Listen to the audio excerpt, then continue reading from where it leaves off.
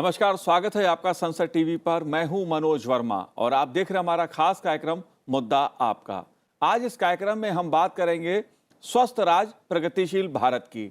हाल ही में नीति आयोग ने देश के राज्यों के कामकाज संबंधी स्वास्थ्य राज्य प्रगतिशील भारत के चौथा संस्करण के तहत स्वास्थ्य सूचकांक रैंकिंग जारी की है।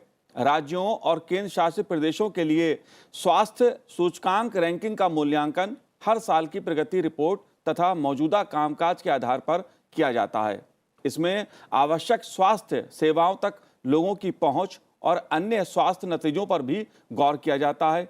इस रैंकिंग के लिए 24 संकेतों को शामिल किया गया है जो स्वास्थ्य क्षेत्र में कामकाज के प्रमुख पक्षों से जुड़े हैं।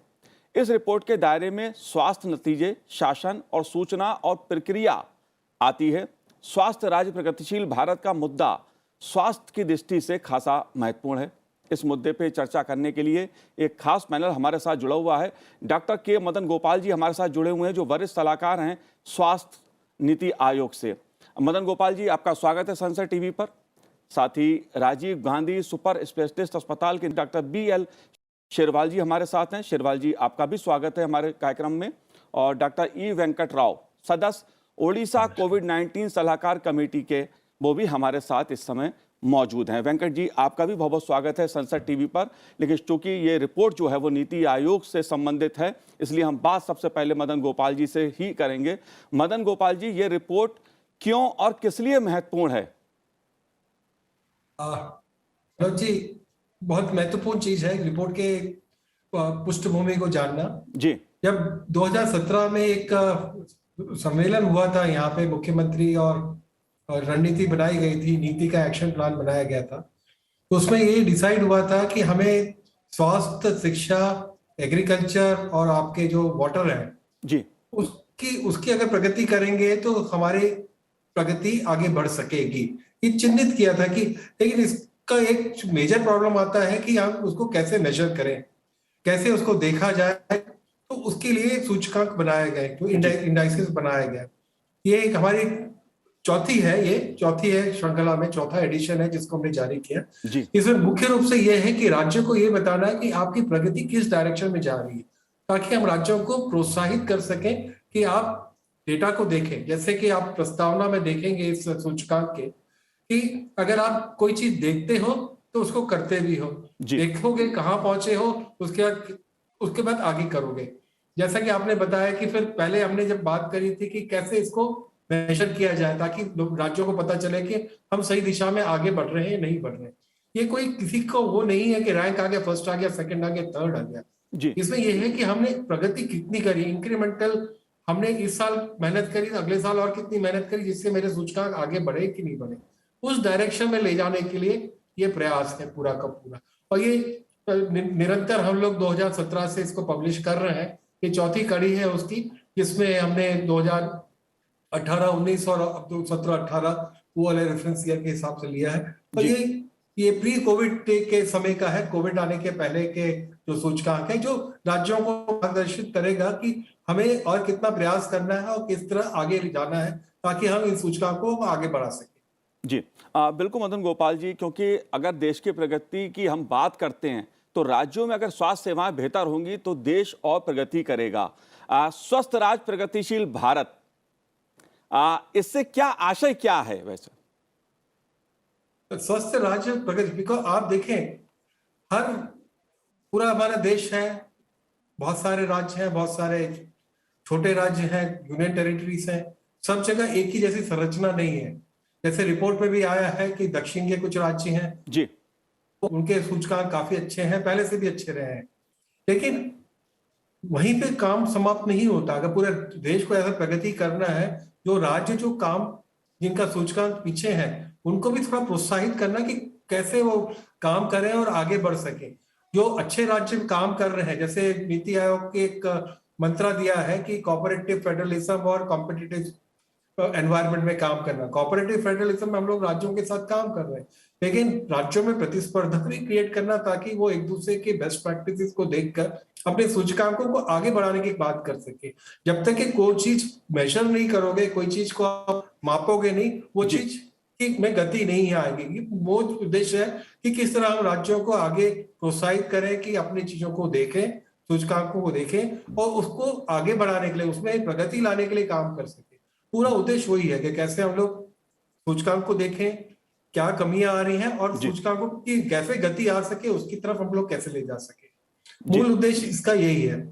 जी डॉक्टर BL शेरवाल जी, क्योंकि केंद्र सरकार नीतियां बनाती है, स्वास्थ्य संबंधी योजनाएं बनाती है और राज्य उसे क्रियान्वित करते हैं, और एक बड़ा मुद्दा ये रहा है कि राज्यों में स्वास्थ्य सेवाएं कैसी हैं, और नीति आयोग की ये जो रिपोर्ट है वो एक तस्वीर दिखाती है कि हमारे देश में राज्यों में स्वास्थ्य सेवाओं का हाल क्या है, किस दिशा में वो जा रही हैं, और जाहिर सी बात है इसका मूल्यांकन आकलन करना भी जरूरी है। आप इस पहल को कैसे देखते हैं?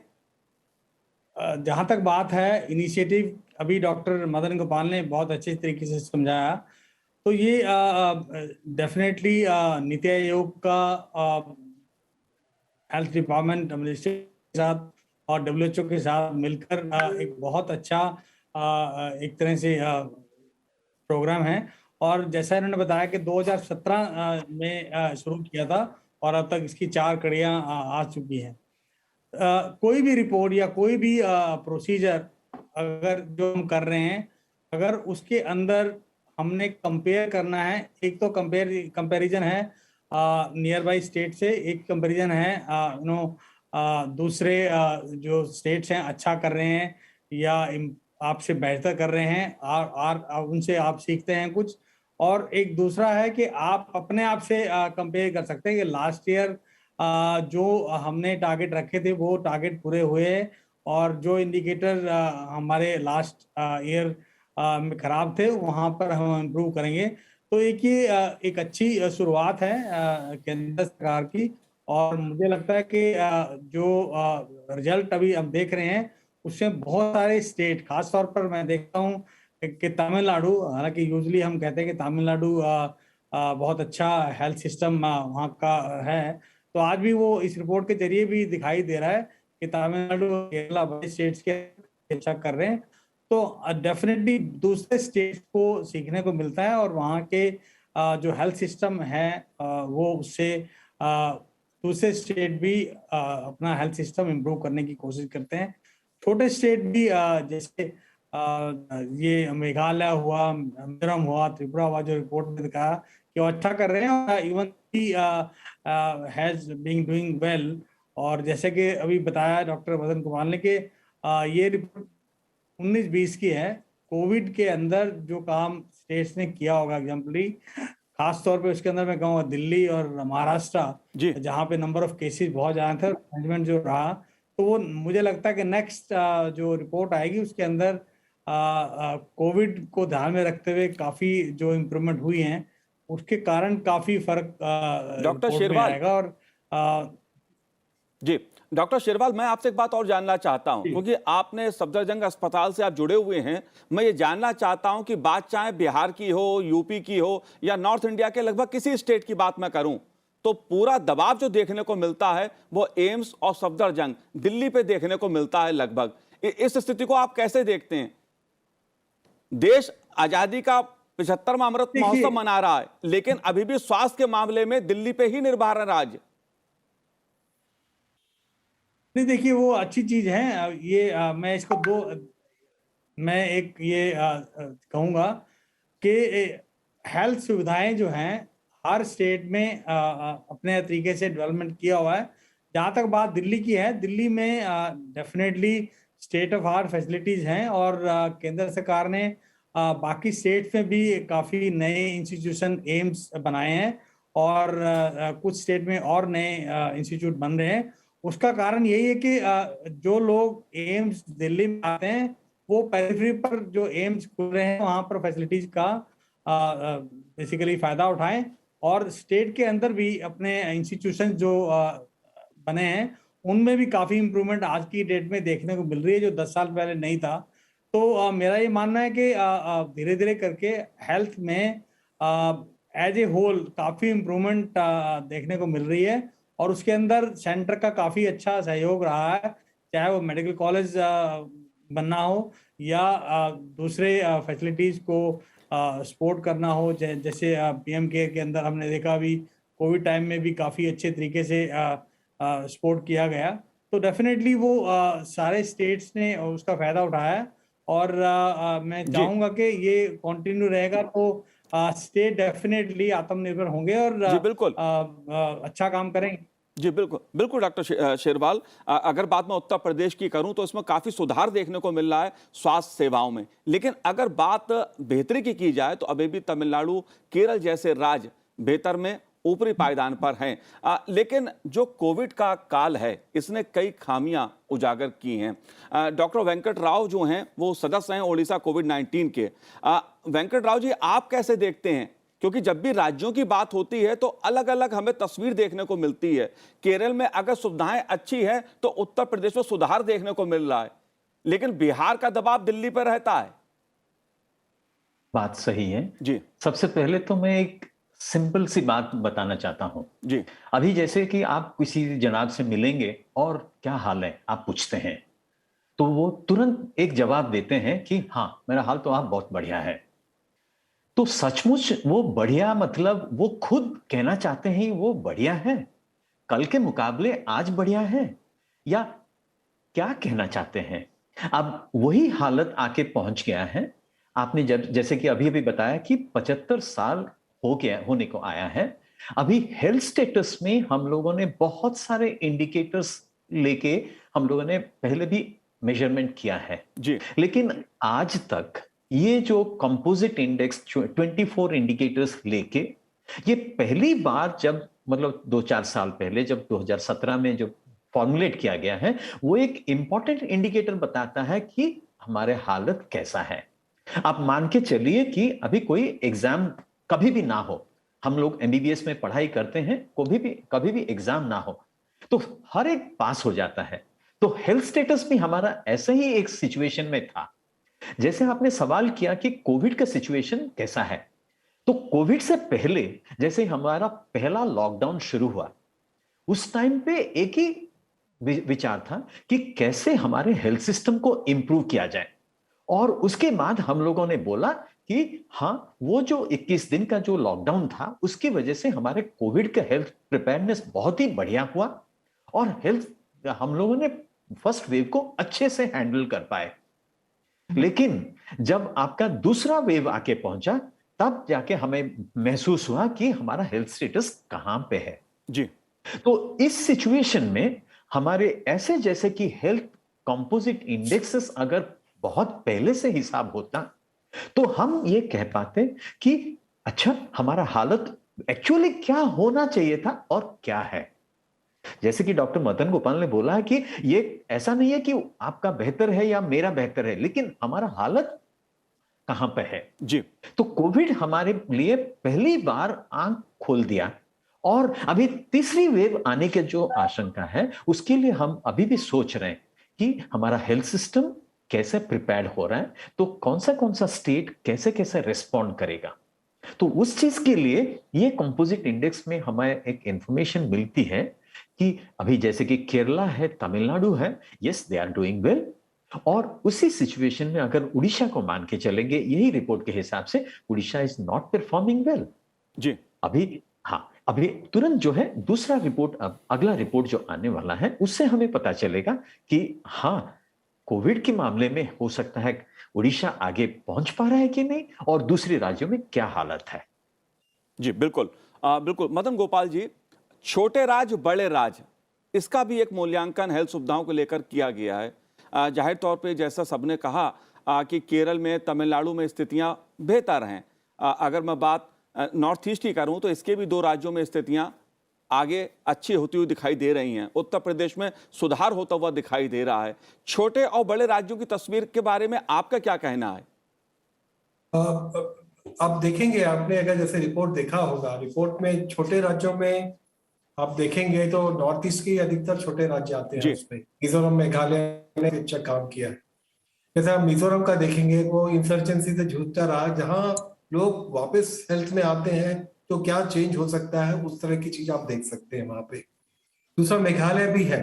तो आप देखिए यहाँ पे लोग मेन स्ट्रीम में आने लगते हैं, मुख्यधारा में आकर कंट्रीब्यूट करना स्टार्ट करते हैं, आपके सूचकांक काफी चेंज होते हैं। तो इसमें आप देखेंगे जो आउटकम्स हैं, जो आपका जो आउटकम इंडिकेटर्स हैं जिसमें ज्यादा वेटेज दिया है, वो थोड़ा स्लो मूविंग इंडिकेटर है। अगर आप सतत प्रयास करते रहेंगे, होल प्रोसेस ये है कि छोटे राज्य, यूनियन टेरिटरीज, बड़े राज्य, सबको सतत प्रयास कराना है ताकि जो इंडिकेटर्स हमारे मूव होने लगे सही दिशा में। जी, जैसे एक आप देखेंगे, एक लार्जर स्टेट्स का परफॉर्मेंस देखते हैं। केरला को कंपोजिट इंडेक्स में 82 मार्क्स मिले हैं, जबकि 100 मिल सकते हैं। वो सतत अपनी पोजीशन बनाकर रखा हुआ है, लेकिन आप वो मत देखिए, उसके बाद के जो 4-5 स्टेट्स हैं जो राउंड 1 से राउंड 4 के बीच में आप देखेंगे, उन्होंने अपनी दूरी केरला से बहुत कम कर ली। जी, जो पहले फर्स्ट राज्य था केरला और जो आखिरी राज्य था, उसके बीच में 56 पॉइंट्स का डिफरेंस था। वो डिफरेंस अब घटकर 51 पॉइंट हो गया। और बड़े राज्य में, छोटे राज्य में, सब जगह जो फ्रंट रनर है उसके साथ का जो डिफरेंस कम होता जा रहा है। अभी भी जो अच्छे राज्य हैं जो काम कर रहे हैं, उसको भी कंपोजिट इंडेक्स को सैचुरेट होने में 18 पॉइंट्स की और प्रगति करनी है। एक जगह पहुंचकर आपको रुकना नहीं है, आपको प्रयास करते रहना है ताकि आपके इंडिकेटर्स बने रहे। अदरवाइज जो पीछे के लोग हैं वो आपसे आगे निकल जाएंगे। 2-3 साल में आप देखेंगे जो राज्य सेकंड, थर्ड, फोर्थ आए हैं, जो प्रयास देखना है आपको इसमें। उत्तर प्रदेश का प्रयास बहुत सराहनीय रहा है, काफी मेहनत करी है उन्होंने। 5 पॉइंट्स डेल्टा करना काफी मेहनत वाला काम होता है जी, उसको अगर बनाए रखेंगे तो आने वाले सालों में आप जो आउटकम इंडिकेटर्स हैं, जो ओवरऑल परफॉर्मेंस, उसमें भी काफी प्रगति देखने को मिलेगी। दूसरा, एक अच्छे राज्य का उदाहरण देना चाहूंगा, बड़े राज्यों में जो तेलंगाना राज्य है, आप देखेंगे ओवरऑल में भी उसका मूवमेंट हुआ है, 70 के करीब आ गया कंपोजिट्स को, और इंक्रीमेंटल रैंक में भी नंबर 3 आया है। तो उस तरह की प्रगति हम लोग राज्यों को ले जाना चाहते हैं। होल उद्देश्य उसका वही है, ताकि वो अपने सूचकांक को देखें। सूचकांक को देखेगा तो उसके आगे बढ़ाने के लिए काम भी करेगा। पूरा उद्देश्य वही है कि हम कैसे सूचकांक को देखें, उसकी समीक्षा करें, उस पर निगरानी रखें और सतत प्रयास करें कि सूचकांकों को पॉजिटिव दिशा में आगे बढ़ा सकें। जी, तो उसमें प्रयास आते रहे। जी। छोटे राज्यों में 2 राज्य हैं। अगर यूनियन टेरिटरीज में देखेंगे, जैसे दिल्ली की बात करें, दिल्ली हरियाणा को आप देखेंगे, दोनों के सूचकांक करीब 47 के करीब ही है। लेकिन आप दूसरे उसमें देखेंगे, ओवरऑल जो मेहनत हुई है दिल्ली से, तो उसमें 9 पॉइंट्स का उन्होंने अपना डेल्टा दिखाया। दैट मीन्स काफी मेहनत कर रहे हैं आगे ले जाने के लिए। ऐसा नहीं है कि ये आपको एजिटेट करना है, जी। लोगों को झंझोड़ना है कि भैया आपको देखना है और आगे बढ़ना है ताकि प्रगति आ सके, लोगों का स्वास्थ्य सुधार सके। जी, एक चीज और है मदन गोपाल जी, इस रिपोर्ट में यूनिवर्सल हेल्थ कवरेज और अन्य स्वास्थ्य नतीजों को भी इसमें शामिल किया गया है। मसलन आवश्यक स्वास्थ्य सेवाओं तक लोगों की पहुंच एक बहुत बड़ा मुद्दा है ये आम आदमी के लिए। क्या आम आदमी की पहुंच इन राज्यों में, जिन राज्यों की हम बात कर रहे हैं, देश के जो अलग अलग राज्य हैं, इसमें पहुंच हुई है? उस दृष्टि से आप कैसे देखते हैं स्थितियों को? यूनिवर्सल हेल्थ कवरेज के लिए जो मेन इंडिकेटर्स होने चाहिए, उस पर काफी हम लोग कोशिश कर रहे हैं। क्योंकि सूचकांक में शामिल करने के लिए एक वो है कि उसकी डेटा की उपलब्धता इंपॉर्टेंट होती है और डेटा सतत मिले ताकि हम लोग ईयर ऑन ईयर उसकी प्रोग्रेस मॉनिटर कर सके। तभी जैसे आउट ऑफ पॉकेट एक्सपेंस की बात आती यूनिवर्सल हेल्थ कवरेज के लिए, उस पर भी काफी मंथन हुआ था। लेकिन किन्हीं कारणों से, क्योंकि डेटा जो आ रहा था उसका जो मैच नहीं हो पा रहा था, मेजर नहीं कर पा रहे थे हम लोग, तो उसके कारण नहीं किया। दूसरा, जो आप एक्सेस की बात कर रहे हैं, पहुंच की बात कर रहे हैं, इसमें एक इंडिकेटर है आपका कि कितनी राज्यों में आपके हेल्थ एंड वेलनेस सेंटर्स पहुंच गए हैं। अब उसके बाद ये तो प्रोसेस इंडिकेटर्स है, ज्यादा वेटेज नहीं है। लेकिन अगर आप उसके अलावा दूसरे इंडिकेटर्स देखेंगे, जैसे गवर्नेंस वाले हैं, कि अगर कोई जिम्मेदार व्यक्ति अगर पद पे सतत बना रहता है तो सूचकांक आपके सही दिशा में मूव करते हैं। वो उस पर भी काफी फोकस किया गया है। बाकी पहुंच एंड अदर थिंग्स, उस पर काम चल रहा है, उसमें मंथन कर रहे हैं कैसे यूनिवर्सल हेल्थ कवरेज के हम लोग इंडिकेटर्स इसमें डाल सके ताकि और सतत हो सके। उसके अलावा जो सस्टेनेबल डेवलपमेंट गोल्स के जो इंडिकेटर्स हैं, इसमें काफी इंडिकेटर्स से मैच भी होते हैं, तो दिशा में हम लोग आगे बढ़ रहे हैं। जी, जाहिर सी बात है कि स्वास्थ्य संबंधी जो सतत विकास लक्ष्यों को प्राप्त करने के राज्य और केंद्र शासित प्रदेशों के प्रयासों को भी बल मिलता है ऐसी रिपोर्ट से। डॉक्टर शेरवाल, अगर मैं बात करूं राज्यों की, चूंकि केंद्र सरकार योजनाएं बनाती है, लेकिन जो स्वास्थ्य का मसला है वो राज्यों पर जाके टिक जाता है।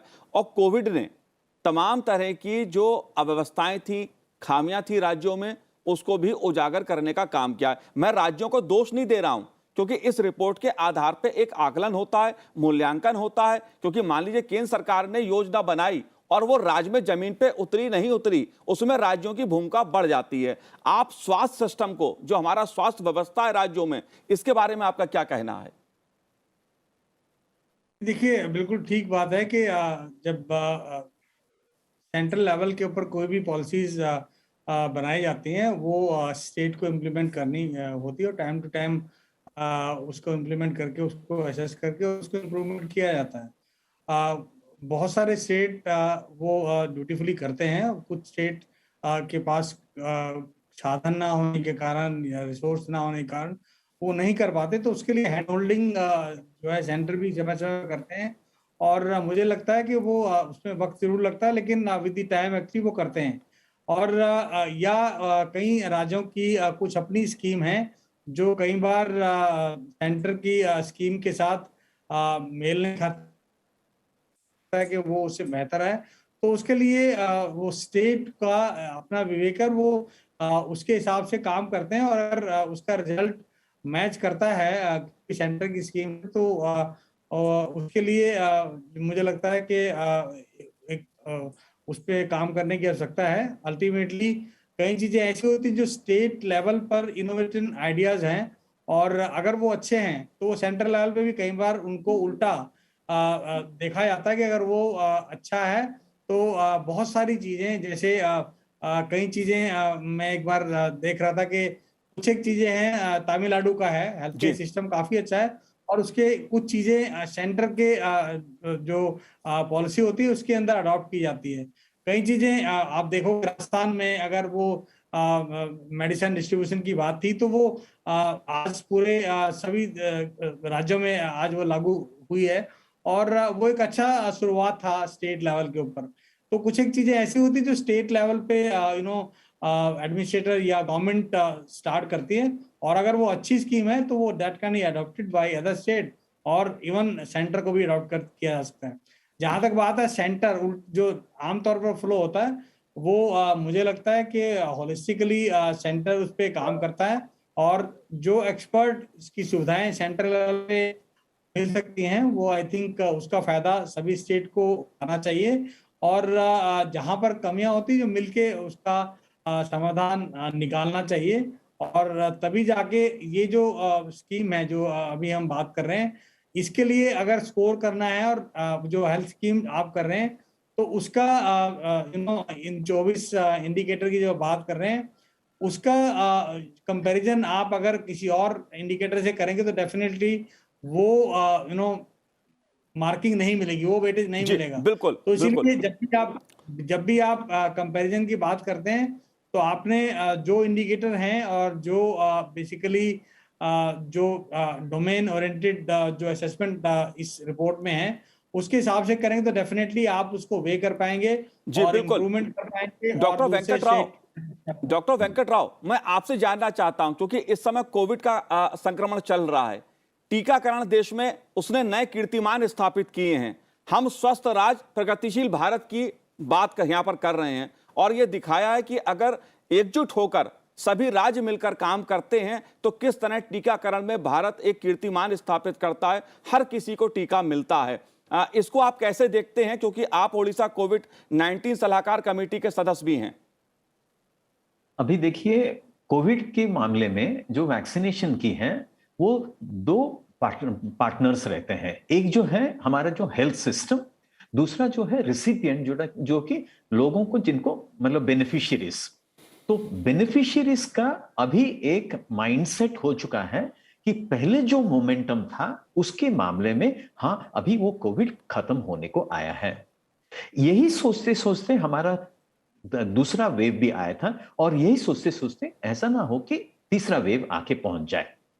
तो ये एक बहुत बड़ा चैलेंज रहता है हमारे हेल्थ सिस्टम के सामने और मीडिया के सामने भी, जे कि आज तक जो कोविड का जितना हम लोगों ने गेन किया है, उसको हम अपने हाथ से मतलब नष्ट ना हो जाए।